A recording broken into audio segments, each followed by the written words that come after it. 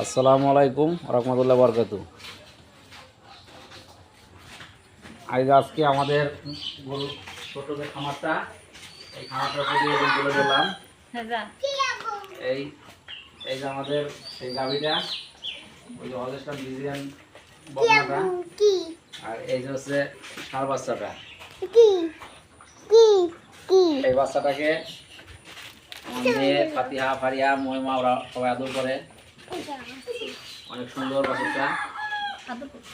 তো আমাদের এই গাভীটায় বর্তমানে প্রায় সকাল বিকাল 2 বেলায় 12-14 কেজি দুধ হয়। আমাদের এলাকায় মোটামুটি দুধের দাম মিডিয়াম পর্যায়ে 60-70 টাকা কেজি বিক্রি হয় লিটার। এখন প্রচুর বানা দিচ্ছি, প্রচুর বানা গাভীর জন্য খুব ভালো একটা খাবার।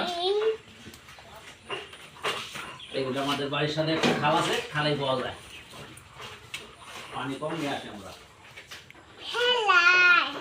সাদা বাচ্চাটা 6 মাস বয়স। এখন আপনারা ভাবতেছেন যে চাকরি করবেন না খামার করবেন, এরকম ছোট থেকে শুরু করেন। ছোট থেকে শুরু করলে একটি দুটি করে আনবেন, তখন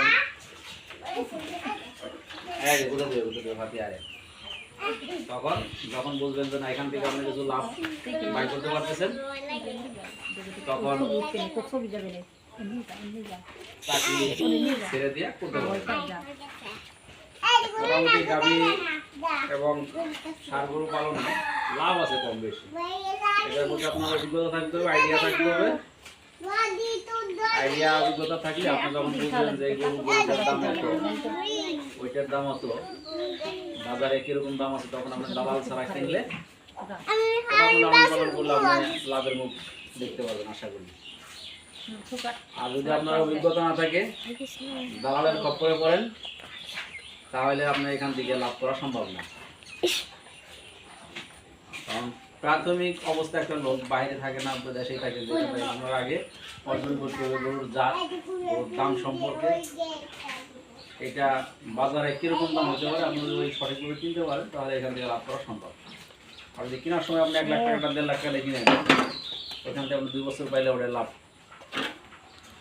করা যাবে না, কেননা আপনি কেনার সময় ঠকে গেছেন।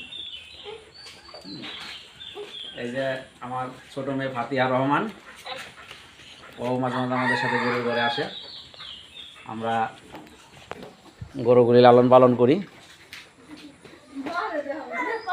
হ্যাঁ, তাই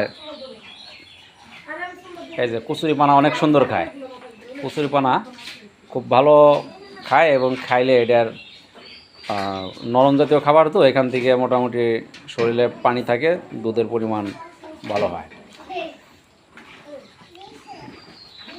আসসালামু আলাইকুম রহমতুল্লাহ বরকাতু। প্রিয় দর্শক, আজকের মতো এখানে বিদায় নিলাম। আলহামদুলিল্লাহ।